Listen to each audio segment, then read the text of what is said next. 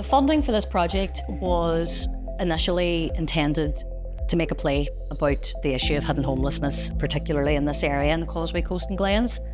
But very early on in the project, we realised that a traditional stage play, probably was not the best direction to go in.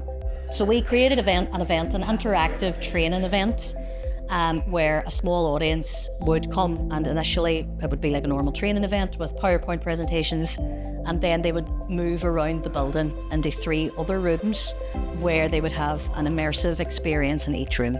So the private rental sector was conveyed through an escape room that was very frustrating.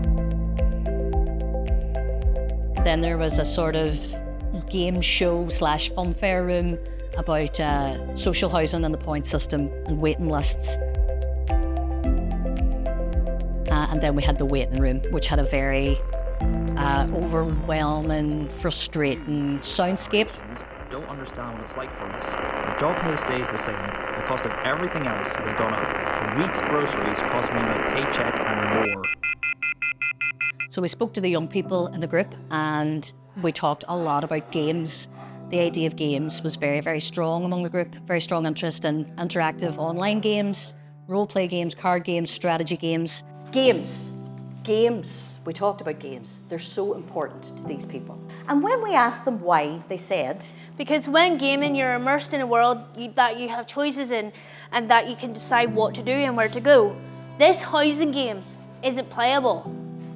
It doesn't make sense. The rules are difficult to find out. Trying to figure out the controls is hard. So much is luck rather than skill.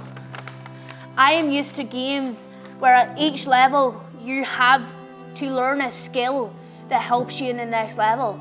This one doesn't reward effort. The game is rigged.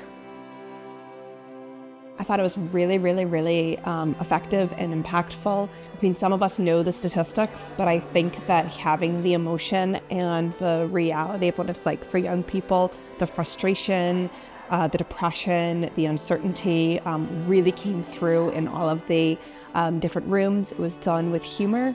But obviously, you can really feel the reality for young people, and obviously not just young people on the housing waiting list. Young people living independently are nearly 3 times more likely to be unemployed and disproportionately affected by food insecurity. I'd just like to say how absolutely amazed I was at how this production has all been put together. And I really would like to see it being pushed out right across the North Island here, where people can actually get a good idea of what is happening in the housing situation at the minute. 45,000 people are on the waiting list for social housing. 10,000 are in temporary accommodation, the highest number ever. It's a real rallying call for change, and I hope that coming out of this, more people have ideas around some solutions, the types of policies we want to see changed, and also ways that we can support people actually going through the process right now, because we can't just wait for more houses to be built, etc. But we actually need to support people on this process. And so I thought it was really, really impactful, and so fair play to everyone involved. That research suggests that the minimum income that a single person needs to, quote, achieve a socially acceptable standard of living last year was £29,500 a year. We can't survive, we can't thrive, because we don't have the money to do it. We don't have the places to do it, and we can hardly get jobs. So something needs to be changed now. It's been amazing, and it's been so great to take the young people's input and their ideas and their stories and bring it to life in a way that an audience can feel the information, really feel it in their bodies, rather than just listen to statistics. And I think that's why storytelling is so important.